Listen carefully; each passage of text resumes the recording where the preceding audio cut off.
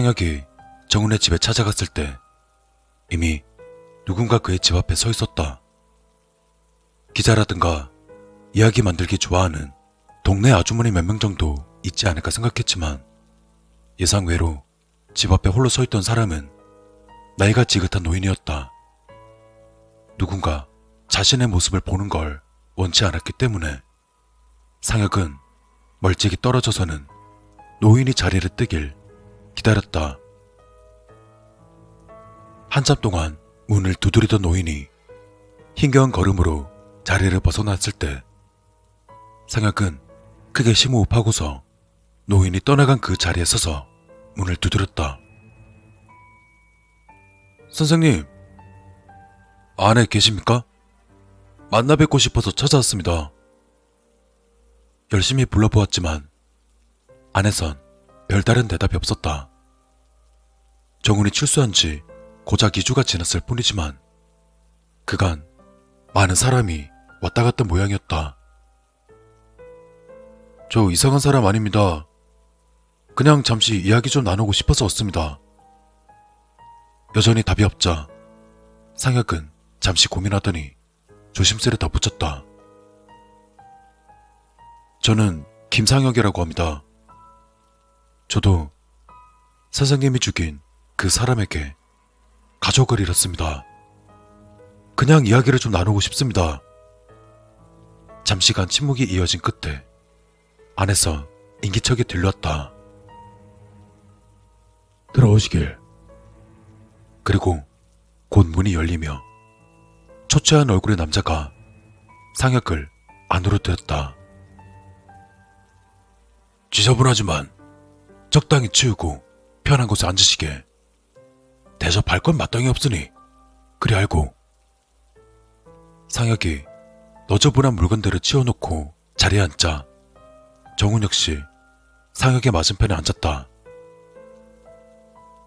무슨 말이 하고 싶어서 왔나? 살인자라고 욕하고 싶은 겐가?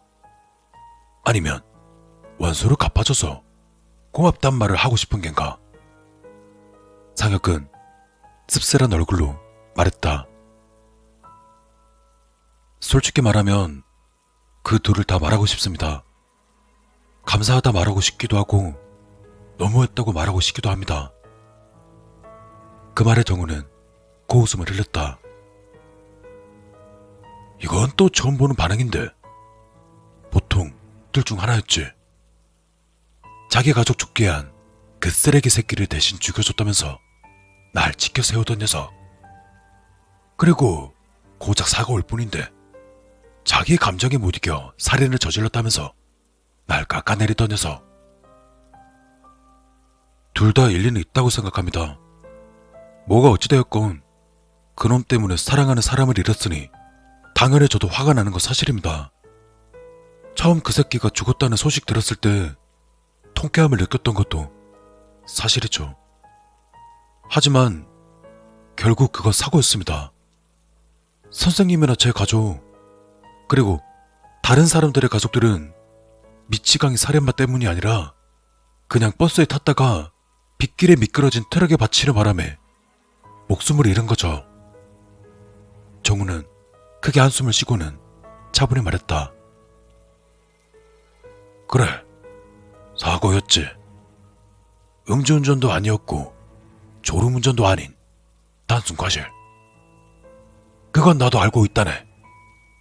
수백 번은 들었다고. 하지만 그래서 살인이 아니라 단순 사고면 내 딸이 다시 돌아오는가? 음주운전이 아니면 죽은 내 아내가 다시 살아나는가? 자넨 어떤가? 가족을 잃었다면서. 그냥 사고라고 생각하면 마음이 좀 편해지고 납득이 되던가. 상혁은 입을 다물었다. 자네가 어떻게 생각하건 달라질 건 없다네. 확실한 건 난 그놈을 죽였고 죄값은 다 치렀어. 몇 년 동안 군말 없이 감옥에서 썩으면서 말이야. 후회될 것도 없고 잘못된 것도 없으니 설교를 듣고 싶지도 않고 죽게 세우길 바라지도 않아. 그런 얘기 할 거면 그냥 가시게. 아니요, 아닙니다. 이런 뻔한 얘기를 하려고 온 게 아닙니다. 다만 조금 복잡한 이야기겠지만 먼저 제 말을 들어주셨으면 합니다. 상혁은 자세를 고쳐 앉고는 차분히 말을 시작했다.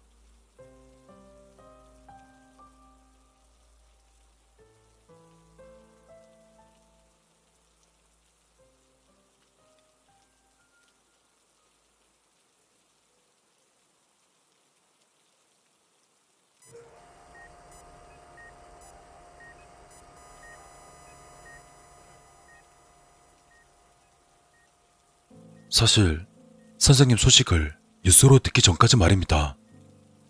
그러니까 선생님이 그 트럭 기사를 죽이기 직전까지 전 결정을 하지 못했습니다. 결혼식을 며칠 앞두고 그 누구보다 행복을 꿈꾸던 제 약혼이었습니다. 사랑하는 제 여자를 죽게 한 그놈을 용서하는 게 맞을지 아니면 살려두는 게 맞을지. 그놈이 말입니다.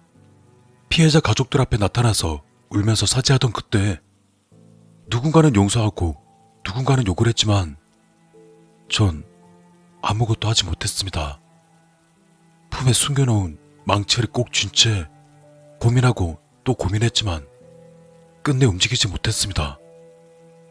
그를 용서해서가 아니라 마음속에서 결정을 내리지 못했기 때문이었습니다. 마음속으로 수십 번 그를 죽였고 또 수십 번 용서하고 어떻게 해야 할지 몰라서 답답함에 숨이 턱턱 막히는 시간을 보냈습니다. 근데 너무 슬프고 답답해서 정말 죽을 것 같던 그때 선생님이 그를 죽여주신 겁니다. 그 순간만큼은 전 정말 구원받는 느낌이 들었습니다. 정우는 상혁의 말에 크게 한숨을 쉬었다. 결국 이 청년도 다른 이들과 다를 바 없었다. 정작 움직여야 할 때는 가만히 있다가 뒤늦게 자기 편을 들면서 죽여 세우는 머저리였다. 그놈들을 볼 때마다 자신의 분노와 각오가 퇴색되는 것 같아 기분이 좋지 않았다. 하지만 말씀드렸다시피 그 사람을 죽인 건 정의로운 일은 아닌 것 같습니다. 분노로 인한 복수, 그 이상도 그 이하도 아니고 정확히는 해서는 안 될 일이었습니다. 그만 쫓아내려던 정우는 상혁의 말에 호기심을 느끼며 재차 물었다. 그래서 할 말이 정확히 뭐야? 이것도 맞고 저것도 맞다는 애매한 소리 하려고 여기까지 온 건 아닐 것 같은데. 네. 그럼 그냥 간단히 말씀드리겠습니다. 그 사람을 죽이는 일, 그건 해서는 안 될 일이었지만 반드시 해야 될 일이었습니다. 정확히는 제가 했어야만 했는데. 하지만 그 자식이 죽었다는 소식을 들었을 때 엄청난 안도감을 느꼈습니다. 누군가 나 대신 움직여 주었구나. 내 손을 더럽히지 않았구나. 하지만 그렇게 안심한 것도 잠시뿐이었고 말 못할 후회가 곧 몰려왔습니다. 제가 말입니다. 선생님 대신 그놈을 납치하고 선생님 대신 그놈을 죽여서 그놈의 살조각 하나, 뼈조각 하나 남지 않게 모조리 부셔버려야 했습니다. 그리고는 당당히 죗값을 치러야 했습니다. 그게 죽은 제 아내를 위한 일이었고 제가 감당해야 될 짐이었습니다. 그런데 제가 머뭇거리는 사이에 그 일을 뺏겨버린 겁니다. 선생님께 감사한 만큼 그만큼 원망스러웠습니다. 또 제 마음이 편해진 만큼 그녀에게 죄송스러웠습니다. 그래서 이 짐을 내려놓고자 선생님을 찾아온 겁니다.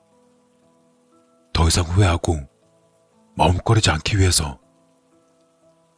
길었던 이야기가 끝이 났지만 이야기를 듣던 정우는 조금도 움직이지 않았다. 상혁이 망치를 꺼내 들었을 때에도 마찬가지였다. 조금 늦었지만 전 제가 해야 할 것을 하려 합니다. 그를 죽인 선생님을 죽임으로써 제 의무를 다하는 겁니다. 그리고 선생님처럼 죗값을 정확히 치르고 그녀에게 사죄할 생각입니다. 네, 반드시 그래야 됩니다. 더 이상 머뭇거릴 수가 없습니다. 상혁은 망치를 높이 든 채 단호한 표정으로 다가갔다.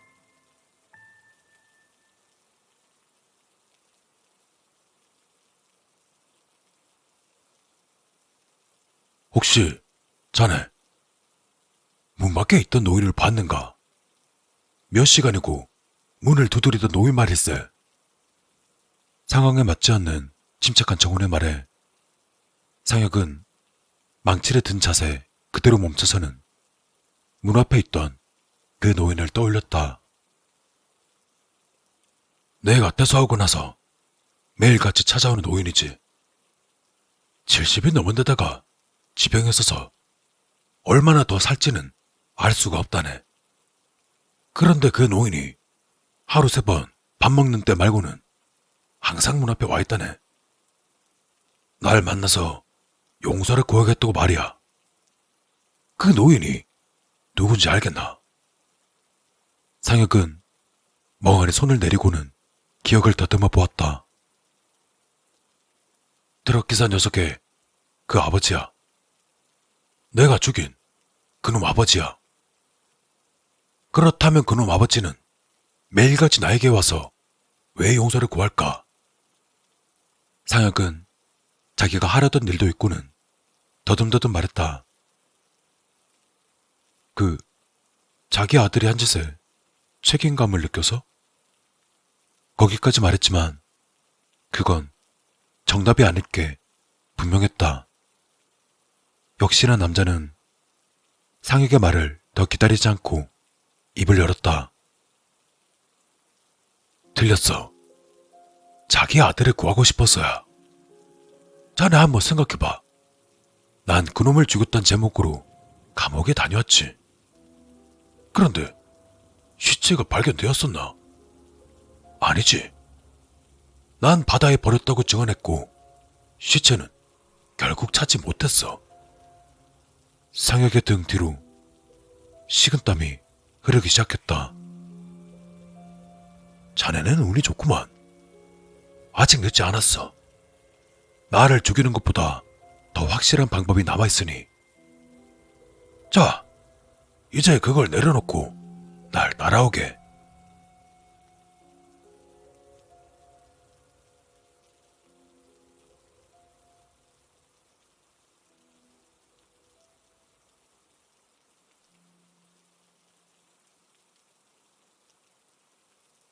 남자를 따라간 곳은 길에서도 멀찌감치 떨어진 노인의 집이었다. 주변으로 아무것도 없는 그 낡은 집 지하실에 끔찍한 무언가가 묶여 있었다. 손발을 자르고 혀도 베어버렸지. 눈을 찌르고 고막도 찢어놨어. 죽는 건 말이야 너무 편한 벌이거든. 앞도 못 보고 귀도 안 들리고 말도 못해. 죽고 싶겠지만 자살할 방법이 없는 거지. 그러니 어쩌겠나. 늙고 병든 지 아버지가 챙겨주는 밥을 억지로 씹어삼키며 살아가는 수밖에. 상혁은 눈앞에 있는 것을 차마 볼 수 없었다. 팔다리가 없는 살덩어리가 꿈을 대며 쇠사슬에 묶여있는 모습은 충격을 넘어서는 무언가였다. 노인은 구석에서 남자의 눈치를 보며 걱정스레 아들을 바라볼 뿐이었다. 어때? 공기가 탁해서 기분 별로지? 밖에서 얘기하는 게 좋겠네. 밖으로 나온 상혁은 복잡한 표정으로 정훈을 바라보았다. 두고두고 고통을 줘야 했지. 놈을 그냥 죽여서는 안 된단 말일세. 그래서 얘를 꾸민 거야. 저놈을 납치해서 공기덩이로 만든 다음 노인네에게 찾아갔지. 지하실에다가 그 살덩이를 꽉 묶어놓고는 말했어. 아들내미가 숨통이 끊어지는 꼴 보고 싶지 않으면 숨겨놓고서 잘 돌보라고. 혹여나 경찰에 연락하거나 밖으로 빼돌리면 곧장 사람들이 찾아와 전부 죽여버린다고 협박도 해놨어. 그 덕에 놈은 추악하게 살아남은 거지. 내가 감옥에 다녀오는 긴 시간 동안 병든 아버지가 먹여주는 음식을 살겠다고 씹어대는 저놈의 마음이 어땠을지 감히 상상되는가? 선생님, 아무리 그래도 이건... 왜? 뭐가 문제인가? 아깐 복수를 위해서 날 죽이겠다고 설치더니만 고작 이따위 걸로 생각이 바뀌었나? 자네? 각오가 겨우 이거밖에 안 되었는가? 상혁은 대답하지 못했다. 사실 이제 슬슬 끝낼 생각이었다네. 어차피 저 노인네 얼마 더 살지도 못할 테니 같이 묶어놓고 둘 다 굶어 죽길 기다릴 셈이었지. 하지만 자네를 보니 생각이 바뀌었어. 자네에게 기회를 주겠단 말이야. 상혁의 손이 떨려오기 시작했다. 이제부터 자네가 책임지게. 노인네가 죽고 난 이후부터 자네가 이놈을 연명시키는 거야. 소리도 못 듣고 앞도 못 보는 놈은 지 아비가 죽었는지 살았는지 자기한테 먹을 걸 챙겨주는 사람이 아비인지 원수인지도 모르겠지. 얼마나 지나야 눈치챌까? 5년, 10년, 얼마나 걸릴지 모르겠지만 자네가 만족할 만큼, 아니, 자네의 죽은 아내가 만족할 만큼 그놈을 지켜보는 거지. 추악하게 아득바득 살아남은 녀석이 고통받는 모습을 말이야. 물론 긴 시간이겠지만 자네도 나처럼 감옥에 갇혀 지낼 각오를 하지 않았는가? 상혁은 죽은 그녀의 모습을 떠올렸다. 매일 밤 그리워하던 얼굴, 또 반대로 방금 보았던 트럭 기사의 끔찍한 모습도 떠올려 보았다. 마음속으로 수십 번이나 죽였던 얼굴. 죽이는 건 너무 자유롭지. 자네 각오를 보여주거나 이번 역시 망설인다면 자네 아내가 꽤나 실망할 텐데 말이야. 그 말에 상혁은 각오를 다잡고 눈을 빛냈다. 눈빛을 본 남자는 만족스럽다는 듯 웃었다. 그래, 결심했구만. 상혁은 한층 더 확신에 가득한 얼굴로 대답했다. 네, 각오돼 있습니다. 제 아내를 위해서 제가 해야 될 일이니까.